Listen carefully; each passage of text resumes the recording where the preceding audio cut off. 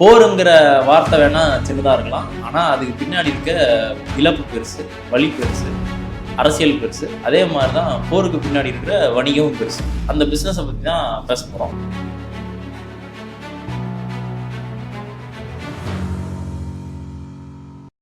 அமெரிக்காவுக்கு வேலையே எங்கெல்லாம் போர் நடக்குதோ அங்கே போய் கடையை விரித்து போரில் வந்து வியாபாரம் பண்ணுறது தான் வந்து வேலையே. ஒன்று சொல்லுவாங்கல்ல, அதாவது சுரங்கம் தோன்ற, அதாவது ஏதோ ஒரு மைண்ட் பண்ணுறதுக்கு மைண்ட் பண்ணி அதை தங்க எடுத்து இல்லை ஏதோ ஒன்று எடுத்து சம்பாதிக்கிறவனோட அதுக்கு வந்து டூல்ஸ் விற்கிறவன் தான் அதிகமாக சம்பாதிப்பான் அப்படிங்கிற மாதிரி எங்கே போர் நடந்தாலும் இவனுங்க போய் கடையை போட்டுருவானுங்க அமெரிக்காக்காரனுங்க.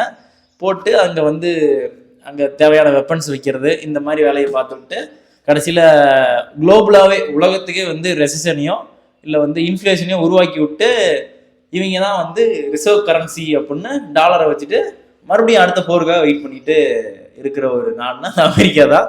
உலகத்துல எங்க போர் நடந்தாலும் சரி அதில் வந்து அமெரிக்காவுடைய தலையீடு இல்லாம ஒரு போருங்கிறது ஒரு நடக்காதுடா. அவ்வளோதான் கண்டென்ட்டு. இதை கொஞ்சம் விளக்கி வந்து புரியுற மாதிரி பேச போகிறோம், அவ்வளோதான். முன்னெல்லாம் போர்னு ஒன்று நடந்துச்சுனாக்கா அது அங்கே நடக்குது, நம்மளுக்கு என்ன பார்ப்போம்னு சொல்லி இங்கே நம்ம வந்து நிம்மதியாக ஜாலியாக இருக்கலாம், ஜாலியாக இருக்குதா. இன்னொரு நாட்டில் போர் நடக்கும்போது ஜாலியாக இருக்க முடியாது, நிம்மதியாக இருக்கலாம், நம்மளுக்கு எந்த பாதிப்பும் இல்லை அப்படின்ட்டு நிம்மதியாக இருக்கலாம். ஆனால் குளோபலைசேஷனுக்கு அப்புறமேட்டு நீங்கள் வந்து எங்கே போர் நடந்தாலுமே வந்து நீ பேனிக்கே தான் ஆகணும்.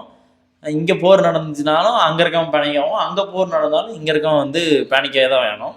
ஏன்னா குளோபலைசேஷனில் ஒவ்வொருத்தங்களோட பிஸ்னஸும் ஒவ்வொருத்தங்களுடைய லைஃப் ஸ்டைலுமே வந்து ஒவ்வொருத்தங்களோட வாழ்வாதாரமே வந்து இன்னொரு நாட்டை நம்பி அப்படி தான் வந்து ஒர்க் ஆகுது. குளோபலைசேஷனில் நம்மளுக்கு ஒரு ஃபைனலாக ஒரு சர்வீஸ் கிடைக்கணுனாலும் ஃபைனலாக ஒரு ப்ராடக்ட் கிடைக்கணுனாலும் நம்ம எல்லாருமே எல்லா நாடுகளுமே சேர்ந்து அதை உருவாக்க வேண்டிய, இல்லை எல்லா நாட்டிலையும் இருந்து வாங்கி நம்ம பண்ணோம்னா அது வந்து காஸ்ட் எஃபெக்டாக இருக்கிற மாதிரியான ஒரு சூழலை உருவாக்கிட்டோம். ஸோ இப்போ எந்த நாடு எங்கே சண்டை போட்டாலுமே எல்லாருமே பேனிக்க வேண்டிய சூழலை நம்ம எல்லாருமே தள்ளப்பட்டிருக்கோம். ஆனால் அதுக்குன்னு பேனிக் ஆகணுமானா அப்படிலாம் கிடையாது. அதாவது போரில் குளோபலைசேஷனை பிஸ்னஸாக பயன்படுத்துகிறாங்கன்னு வச்சுக்கோங்க. போர் ஸ்டார்ட் ஆகாததுக்கு முன்னாடி எந்த பிரச்சனையும் இல்லாமல் எல்லா பிஸ்னஸும் நார்மலாக ரன் ஆகிட்டு இருக்கும், இன்ட்ரெஸ்ட் ரேட் ப்ராப்பராக இருக்கும், இன்ஃப்ளேஷன் வந்து கண்ட்ரோல் வச்சுருப்பாங்க.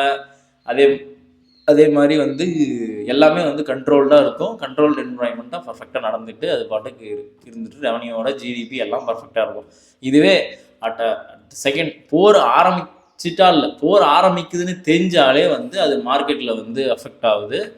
அப்புறம் ஹியூமன் மைண்ட் செட்டில் அஃபெக்ட் ஆகி அவன் வந்து அந்த ரெண்டு நாட்டுக்கு போர் ஆரம்பிக்க போகுதுனாவே அவனுக்கு பீஸ் போயிடும். அதனால் வந்து ப்ரொடக்டிவாக ஒர்க் பண்ண முடியாது. இது நிறைய பிரச்சனை இருக்குது ஆரம்பிக்க போகுதுன்னு தெரிஞ்சாலே.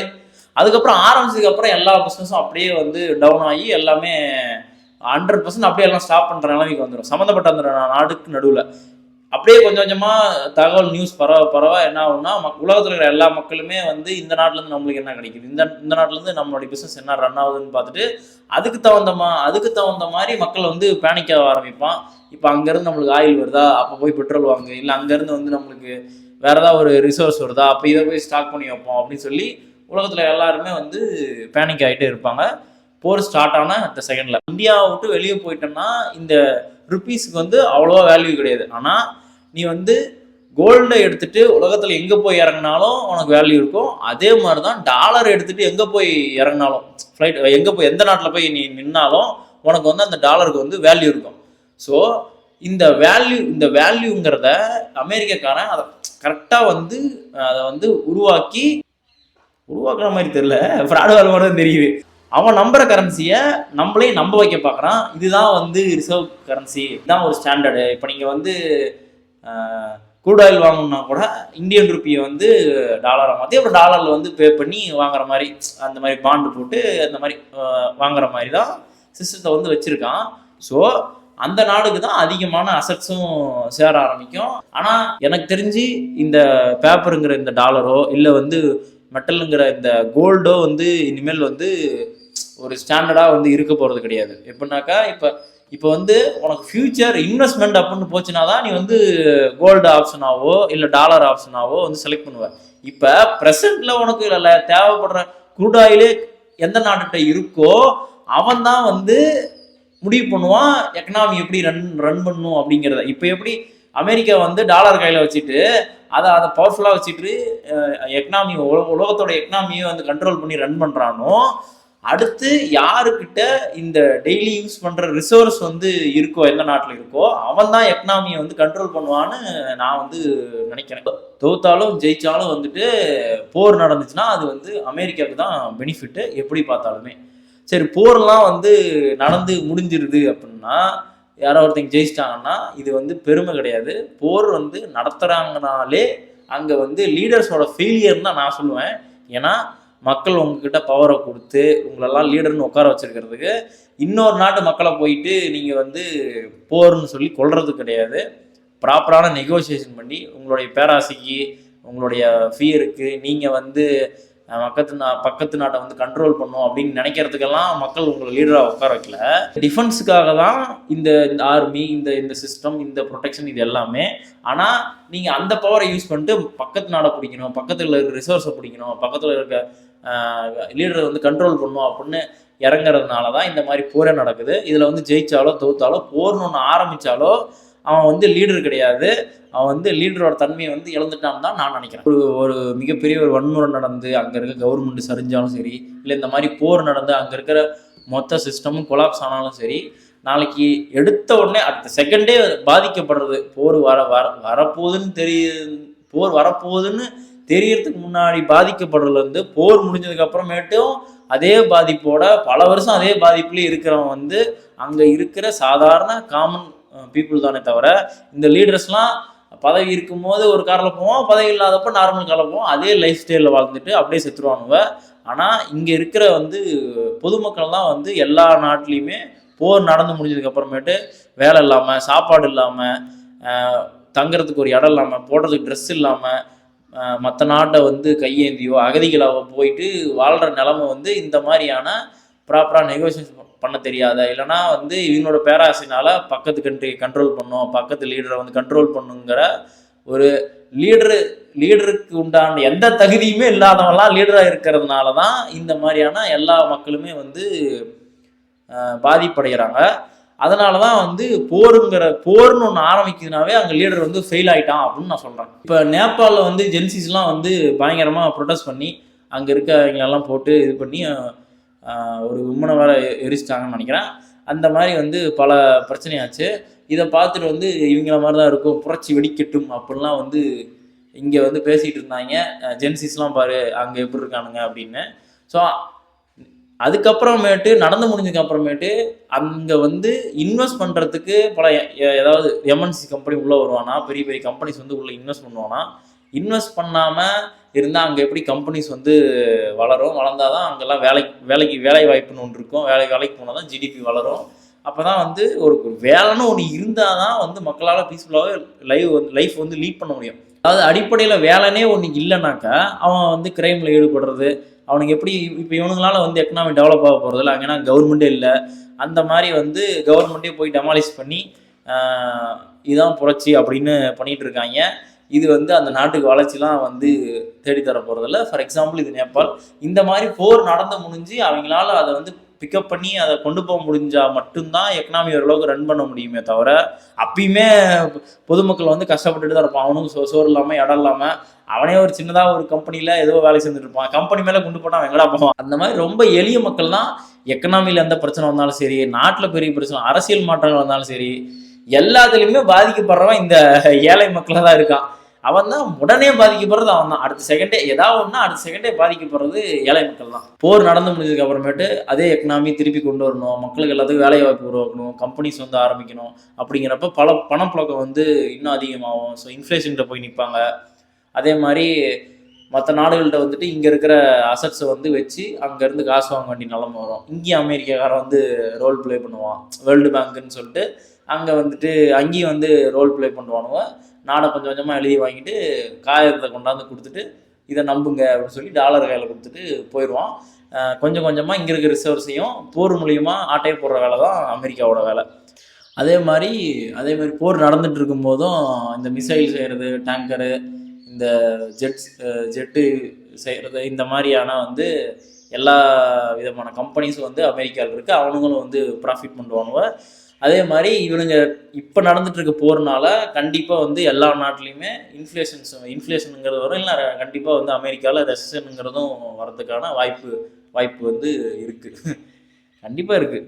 போருக்கு சம்மந்தப்படாத நாடுகளுமே பேனிக் ஆகிறதுங்கிறது நார்மலான விஷயம் தான். ஆனால் அந்த அளவுக்கு வந்து பேனிக் ஆக தேவையில்ல. நீங்கள் பேனிக் ஆகிறது தான் இங்கே வந்து பிஸ்னஸாகவே மாற ஆரம்பிக்கும். நீங்கள்லாம் பேனிக் ஆகி பெட்ரோல் போய் வாங்க ஆரம்பித்து அதை பெட்ரோல் தட்டுப்பாடாக மாற்றிட்டு அதுக்கப்புறம் மார்க்கெட் கேப்பை யூஸ் பண்ணி பெட்ரோல் ரீஃபைன் பண்ணி விற்கிற கம்பெனிஸ் வந்துட்டு, அதை க்ரூட் ஆயில் ரீஃபைன் பண்ணி பெட்ரோலாக தர கம்பெனிஸ் வந்துட்டு கொஞ்ச நாள் ஸ்டாக்கை ஸ்டாப் பண்ணி இருந்துட்டு அதுக்கப்புறமேட்டு ரிலீஸ் பண்ணும்போது நம்மளுக்கு வந்து 110 ரூபாலேருந்து 120 130ன்னு பெட்ரோல் போகிறதுக்கான வாய்ப்பு இருக்குது. நீங்களே போயிட்டு ஒரு பற்றாக்குறையை நீங்களே வந்து உருவாக்கிறாதீங்க. கேஸ் சிலிண்டராக இருக்கட்டும், இல்லை வந்து பெட்ரோலியாக இருக்கட்டும், அதிகமாக வந்து வாங்கி ஸ்டோர் பண்ணுறேன்னு நீங்களே வந்து ஒரு தட்டுப்பாடை வந்து உருவாக்கிறாதீங்க. ஏன்னா இப்போ இந்தியாவில் எல்லாருமே வந்து பேனிக்காக இருக்காங்க, இங்கே பெட்ரோல் கிடைக்காது, கேஸ் சிலிண்டர் கிடைக்காது அப்படின்னு. இங்கே இருக்கிற பாதி ஸ்டேட்ஸ் வந்துட்டு இந்த பேனிக்கில் இருந்து எல்லாத்தையும் வாங்க ஆரம்பித்தாங்கன்னா இது எல்லாமே இந்தியாவில் பாதி பேர்த்துக்கு வந்து தேவைக்கு அதிகமாக போய் சேர்ந்துடும். கிடைக்க வேண்டிய நார்மலாக வந்து நார்மலாக இருக்கிற பீப்புளுக்கு வந்து கிடைக்காம போகும். ஸோ அப்போ கவர்மெண்ட்டுக்கு இன்னும் ப்ரெஷர் ஆகும். அப்போ கம்பெனிஸ் வந்து இந்த மார்க்கெட் கேப்பை பயன்படுத்தி அதிகமாக வந்து ப்ராஃபிட் சம்பாதிக்கிறதுக்கான வாய்ப்பு இருக்குது. போருங்கிற சிஸ்டமே வந்து ஸ்டார்டிங்லேயே வந்து கொலாப்ஷன் இருக்குது. வந்து என்னதான் வந்து லீடர்ஸ் செலக்ட் பண்ணுறதோ இல்லை மற்ற விதமான எல்லா கண்ட்ரோலுமே வந்து மக்கள்கிட்ட இருந்தாலும் இந்த போர்னு வரும்போது, முக்கியமான டிசிஷன் வரும்போது அந்த லீடர் வந்து அப்போ என்ன நினைக்கிறானோ அவன் மயிரா போச்சுன்னு எந்த மக்களை பற்றி கவலைப்படாமல் அவன் பாட்டுக்கு ஏதோ ஒரு கிடைக்கிற ஆப்ஷன்ஸை வச்சு போர் ஆரம்பிக்கிறது, நியூக்ளியர் வந்து யூஸ் பண்ணுறது, இந்த மாதிரியான மெத்தட்ஸ் தான் இப்போ வந்து எல்லா போரையும் ரன் பண்ணிட்டுருக்காங்க. அவன் வந்து இப்படி அட்டாக் பண்ணுறான்னா நம்ம இப்படி டிஃபென்ஸ் பண்ணுவோம், இல்லை நம்மளும் இப்படி அட்டாக் பண்ணுவோம் அப்படின்னு. அப்போ அவனும் நியூக்ளியர் பாம்பு போட்டால் நம்மளும் போடுவோம் அப்படின்னு இருக்கா, அப்போ நம்மளும் வந்து டெஸ்ட் பண்ணி பார்ப்போம். அந்த மாதிரி எல்லா வேலையுமே வந்து லீடர்ஸ் கையில் இந்த பவர் வந்து இருக்கக்கூடாதுன்னு நான் நினைக்கிறேன். ஸோ மக்கள்கிட்ட வந்து இந்த நியூக்ளியர் பாம்பை வந்து யூஸ் பண்ணுமா வேண்டாமாங்கிறத மக்கள்கிட்ட வந்து அதாவது ஒரு ஓட்டிங் இது மாதிரி வச்சு அது போர் வந்து ஸ்டார்ட் பண்ணலாமா வேணாமாங்கிறதே மக்கள் தான் முடிவு பண்ணும் அப்படிங்கிற மாதிரியான ஒரு சிஸ்டம் இருந்தால் நல்லாயிருக்கும்னு நினைக்கிறேன். இதுவுமே வந்து கேம் தியரி படி பார்த்தாக்கா ஏதோ ஒரு நாட்டில் இருக்கிற ஏதோ ஒரு மக்கள் வந்து இல்லை போர் வந்து ரைட்டு தான் சொல்லி எல்லா பக்கமும் வந்து அட்டாக் பண்ண ஆரம்பித்தாங்கன்னா மற்ற மக்கள் எல்லாருமே அவங்களோட ஆப்ஷன்ஸை வந்து ஓப்பன் பண்ணி விட்டு எல்லாமே ஆரம்பிக்கணும்னு சொல்லி மொத்த உலகத்தையும் போட்டு முடிச்சிடுவானுங்க. இந்த மாதிரி நிறைய ஃப்ளாஷும் இருக்குது. லீடர்ஸுமே வந்து எமோஷனலாக முடிவு எடுத்து நியூக்ளியர் பாம்பு வந்து யூஸ் பண்ணுறதுக்கான பாசிபிலிட்டியும் இருக்குது. இதுக்கு நியூட்ரலாக வந்து ஒரு சிஸ்டத்தை வந்து உருவாக்கணும். பவர்ஸ் என்றைக்குமே வந்து ஒரு மனுஷங்கிட்ட வந்து ஒரு லீடருங்கிற ஒரு மனிதர்கள்கிட்ட வந்து இருக்கக்கூடாது. அது வந்து ஸ்பிரிட்டடாக மக்கள்கிட்ட இருக்கணும். நிறையா மனிதர்கள் சேர்ந்து முடிவெடுக்கிற மாதிரி இருந்தால் எமோஷனலாகவும் அது வந்து எமோஷனலாகவும் இருந்தால் லாஜிக்காகவும் இல்லாமல் ரெண்டுமே வந்து ப்ராப்பராக முடிவெடுத்து ஹேண்டில் பண்ணுற ஒரு சிஸ்டமாக இருக்கணும்னு நான் நினைக்கிறேன். ஏன்னா எந்த தலைவர்களும் வந்து மக்களை பற்றி யோசிக்கிற மாதிரி தெரியல, மக்கள் தான் மக்களை பற்றியே யோசிச்சுக்கணும். ஸோ அப்படி கண்ட்ரோல் இருந்தால் இன்னொரு நாட்டு மக்கள் வந்து சாவறதை இந்த நாட்டில் இருக்கிற மக்கள் வந்து எதிர்பார்க்க மாட்டான் அப்படின்னு நான் நினைக்கிறேன். அப்பயும் வந்து மதம் சொல்லி ஏதாவது அந்த மதத்துக்கான வந்து இங்கே இது பண்ணுறான் அதனால் நம்ம கொண்டுருவோம் அப்படின்னு மக்களெல்லாம் மொத்தமாக மாற்றி எல்லோரும் இப்படி ஓட் பண்ணுங்கன்னு சொல்லி பண்ணுறதுக்கான வாய்ப்பு இருக்குது. அது நிறைய ஃப்ளாஷ் இருக்குது. பட் இந்த மாதிரி ஒரு சிஸ்டம் வந்தால் நல்லாயிருக்கும்னு நான் நினைக்கிறேன். ஸோ அவ்வளோதான் இந்த வீடியோ. அதே மாதிரி தமிழ்நாட்டில் வந்து அந்தளவுக்கு ஒன்றும் பேனிக்கெல்லாம் ஆக தேவையில்லை. இங்கே வந்து ஆல்ரெடி வந்து க்ரூட் ஆயிலை வாங்கி ஸ்டாக் பண்ணி மார்க்கெட் கேப்புக்காக வெயிட் பண்ணுற கம்பெனிஸ்லாம் இருக்குது. அது யாருன்னு உங்களுக்கே தெரியும். அவன் வந்து நீங்கள் போய் அதிகமாக வாங்க ஒரு வேளை பற்றாக்குறை ஆச்சுனாக்கா அவன் வந்து ப்ரைஸை அதிகம் பண்ணி விற்கிறதுக்கான வாய்ப்பு இருக்குது. நீங்களே அந்த கம்பெனிஸ்க்கு வந்து ப்ராஃபிட் தர மாதிரி இப்போ வாங்கி பெட்ரோல்லாம் உட்காந்து ஸ்டாக் பண்ணிருக்காதீங்க. புரிஞ்சுக்கோங்க, தெரிஞ்சுக்கோங்க. அதே மாதிரி போருக்கு பின்னாடி குளோபலாக இவ்வளோ பிஸ்னஸ் இருக்குதுங்கிறதுனால இதை வந்து 6 மாதத்துக்கு ஒரு தாட்டி இந்த மாதிரி எங்கேயோ ஒரு இடத்துல மிசைலை போட்டு போர்னு ஆரம்பிச்சுட்டே இருப்பானுங்க.